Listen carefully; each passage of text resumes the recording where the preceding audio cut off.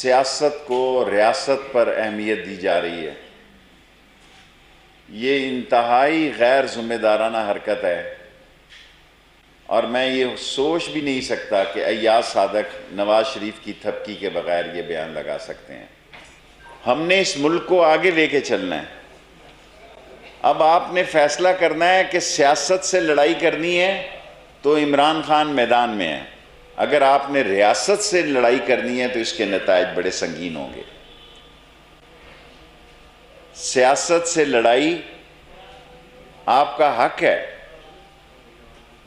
रियासत से लड़ाई आपका हक नहीं है।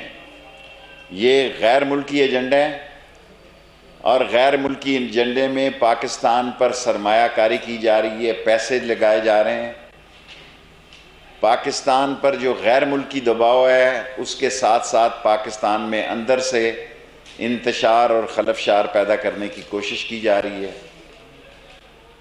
इस इंतशार और खलफशार से ये ना हो कि सियासी कुव्वतों को पछताना पड़े। मुल्क इस तरह ज़्यादा देर तक नहीं चल सकते।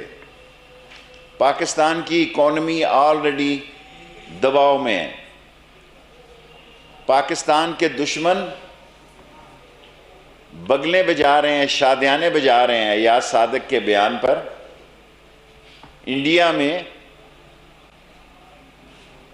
जिस तरह उसको बतौर मुल्क दुश्मन और हिंदुस्तान के, जिसमें हिंदुस्तान को नदामत उठाना पड़ी, ज़िल्लत और रुसवाई से हिंदुस्तान को शिकस्त हुई, उसमें वो अपने दाग धो रहे हैं। असल में मैं ये लाहौर में कह रहा हूँ, मुझे समझ नहीं आई कि अय्याज सादक को नवाज शरीफ ने एकदम लॉन्च क्यों किया है।